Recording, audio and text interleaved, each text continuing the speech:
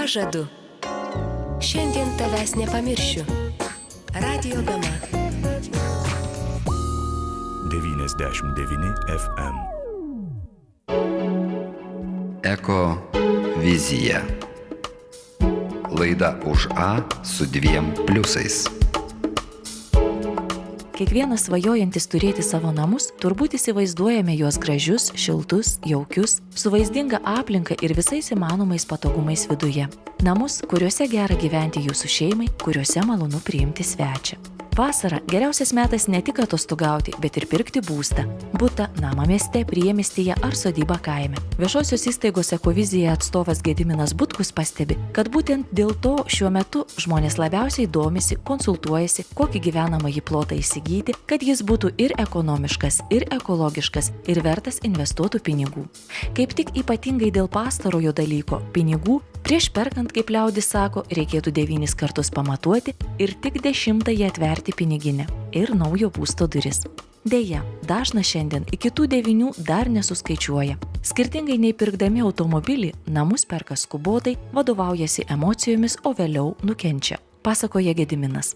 Kai žmogus perka mašiną, tai važiuoja į servizą, tikrina ratus, mašinos kaina ten 50 tūkstančių, jisai ten sumoka vos ne iki 1000 litų už techninę analizę tam, kad nusipirkti gerą daiktą. Pirkdamas namą, butą, sodybą, jisai atsiremia į žemiausią paslaugos kainą, eina pats su žmona, su vaikais pasirinka butą, nesisamdo jokių ekspertų, ateina, nusiperka, ateina pirma žiema, didžiulis sąskaitos už šildymą, vėjas, blogi langai, duris, šaltos grindys, šaltas stogas, tada kviečia ekspertus, nustatomas daug broko, o žmogus jų niekur negali pakeisti.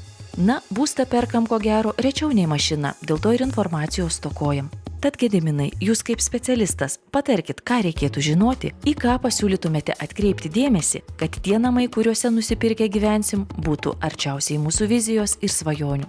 Žmogus pirkdamas namą turi, kaip sakant, turėti viziją, koks yra dabartinis statybinis stovis, kas liečia ekologiškumą, ekonomiškumą, kaip tas namas atrodys po 20, po 30 metų, ar tie mano pinigai nenuvertės. Tiems, kas nori įsigyti namus, siūlyčiau atkreipti dėmesį į tokius pagrindinius reikalavimus. Tai visų pirma, paprašyčiau, kad užsakovas pateiktų pastato energinio naudingumo sertifikatą, kuriame nurodoma, kokios klasės yra namas A, B, C, D ar žemesnės. Ten apačioje yra parašyta, kiek tas namas suvartoja kilovatvalandžių. Labai paprasta pasidauginti iš bendro ploto ir padauginti iš šilumos kainos.